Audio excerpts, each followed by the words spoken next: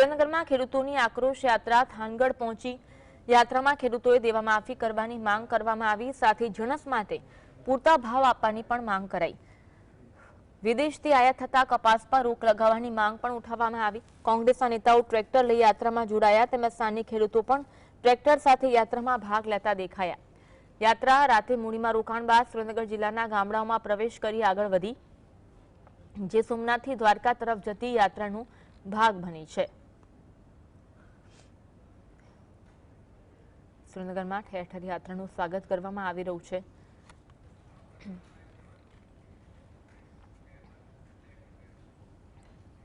આજ અંગે વધુ વાત કરીશું। સંવાદદાતા ફઝલ અમારી સાથે લાઈવ જોડાયા છે। ફઝલ, સુરેન્દ્રનગરમાં ખેડૂતોની આક્રોશ યાત્રા થાનગઢ પહોંચી છે અને આમાં વિવિધ માંગો કરવામાં આવી રહી છે, વિગત જણાવશો।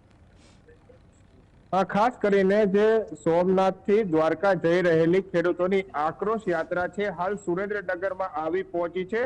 મૂડીમાં રાત્રિ રોકાણ કરવામાં આવ્યું હતું, ત્યારબાદ હવે થાન આ ટ્રેક્ટર યાત્રા છે તે પહોંચી રહી છે। લાલજી દેસાઈ, ઋત્વિક મકવાણા, યાજ્ઞિક તેમજ અન્ય જે કોંગ્રેસના નેતાઓ છે તે જોડાયા છે।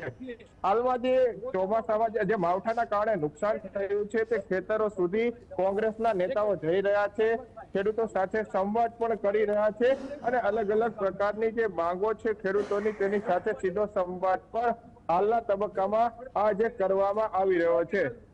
ખાસ કરીને 4 માંગો સાથે આ જે ખેડૂત યાત્રા છે તે આગળ વધી રહી છે। આક્રોશ યાત્રા આ જે ખેડૂતોના દેવાઓ છે તે માફ કરવામાં આવે, વિદેશથી જે આયાત થતો કપાસ છે તેની રોક લગાવવામાં આવે, ખેડૂતોના દેવાઓ માફ કરવામાં આવે અને જે ખેડૂતો હાલ પીડિત છે તેના અંગે પણ વિચારવામાં આવે।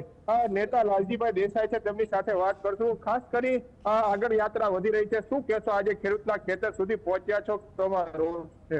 જો હું તમને હિતેશભાઈ આપણા અહીંના ગઢાદના ખેડૂત છે, તમે એનું વાત સાંભળી, ઋતિકભાઈ ફેમીબેન અહીંયા છે, બધા લોકો મારવીજી ખેડૂતને સીધું પૂછ્યું અને તમારી નજર સામે જીએસટીવીના મિત્રો છે, આ લાઈવ બધું છે, એકદમ ટ્રેક્ટર ઉભા રાખ્યા, ખેતરમાં ઉતરી ગયા।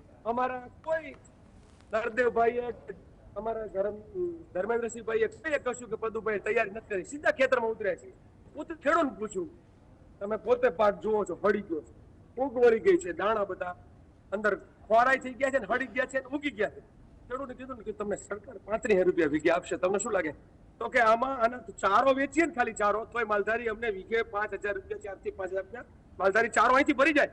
એના બદલે ચારો વ્યો, દાળીના ગયા, ભાગ્યાના બધા ગયા, બિયારણના ગયા, 35 અમે તો કશું ના આવે। હમણાં એક સરસ મજાનો વિડીયો વાયરલ થયો છે, એમાં મેં કહ્યું કે વીઘે 22 મળશે, એક માણસના ભાગમાં 22 આવે અને વીઘે 35 આપે છે આ લોકો। તો એને એમ કીધું કે એના કરતા એક કામ કરો, ડાયરેક્ટ તેલનો ડબ્બો એક મોકલાઈ દો, આ તો તમે એક તેલના ડબ્બાના પૈસા અમને આપો છો, અમારી મજાક કરો છો। એટલે આ યાત્રામાં લોકો વચ્ચે જે શું કરવું છે, હિતભાઈ કીધું લડવું જોઈએ, આવું ના ચાલે, સંપૂર્ણ દેવા માફીથી જરાય નીચું નહીં, આખા ગુજરાતમાં ફરવું પડશે। અહીંયા જયારે અમે દ્વારકા યાત્રા પૂરી કરશું ત્યારે પાર્ટ 1 માનવાનું, પાર્ટ 2 છે એના માટે સરકાર તૈયાર રહે। ગુજરાતના ગામો ગામ ખૂંદી પડશું, ટ્રેક્ટરો લઈને, પગપાળાથી, મોટરસાયકલથી, પણ સરકાર જો દેવું માફ નહીં કરે તો આ સરકારના ભાજપના શાસનને સાફ કરીશું, એવા પ્રતિજ્ઞા સાથે નીકળ્યા છીએ। યાજ્ઞિક બેન પણ છે, તેમની સાથે વાત કરશું। ખાસ કરીને જે ખેડૂતો વચ્ચે આજે પહોંચ્યા છો, કેવું નુકસાન છે હાલમાં? પહેલી વાત તો સરકારને થોડી શરમ આવી જોઈએ કે આ જે અન્નદાતા છે, અન્ન વગર ચાલે નહીં, અને અન્નદાતાનું જો એ વિચારતી ના હોય સરકાર, તો એ સરકારે શરમથી મને લાગે છે નીચે જોવું જોઈએ। આવા બધા પેકેજો આપવાની વાત કરે, પેકેજ શબ્દ એમના મોઢે આવવો ના જોઈએ, શોધતો નથી એમણે જોવું જોઈએ કે અન્નદાતાઓનું બધું જે નુકસાન થયું છે, પહેલા તો દેવું માફ કરવું જોઈએ, સામેથી આવીને કહેવું જોઈએ કે ભાઈ તમારે શું નુકસાન થયું છે, અમે તમને ડબલ આપીશું વળતર અને તમે તમારું કામ ચાલુ રાખો। પણ આ સરકાર તો ઉદ્યોગોની છે, ઉદ્યોગપતિઓની છે, એમના દેવામાં માફ કરવામાં રચ્યા પચ્યા રહે છે।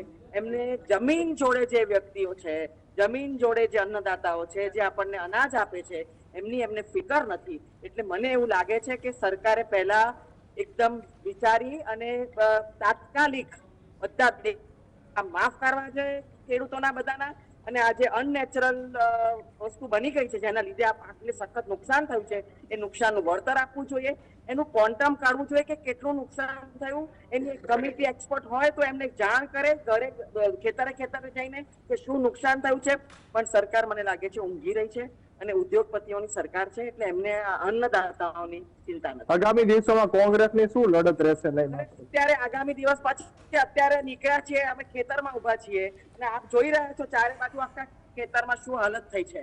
અને જો ખેડૂતને આટલું બધું નુકસાન થતું હોય અને સરકારને નિરાતે ઊંઘ આવતી હોય તો બીજી શરમની વાત છે આ. એટલે કોંગ્રેસ તો ઉતરી જ છે, અમે તો અધવચ્ચે ઉતરીને જોવા ઉભા રહ્યા કે આ ખેતર આટલું મોટું છે તો શું થઈ ગયું છે, પાકના કયું નુકસાન થઈ ગયું છે. તો નુકસાન જોવા અમે જોઈ રહ્યા છે, ખેડૂતની હાલત શું છે.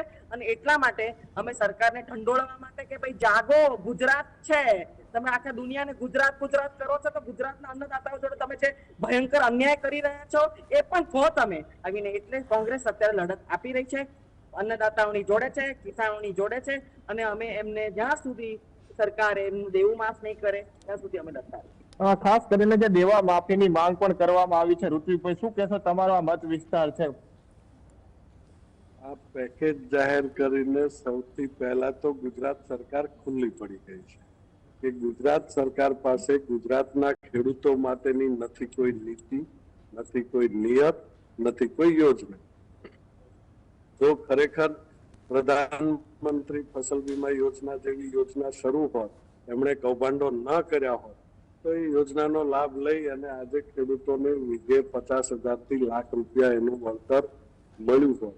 મુખ્યમંત્રી કિસાન સહાય યોજનાની મોટા ઉપાડે જાહેરાતો કરી, ક્યાં છે મુખ્યમંત્રી કિસાન ફસલ યોજના?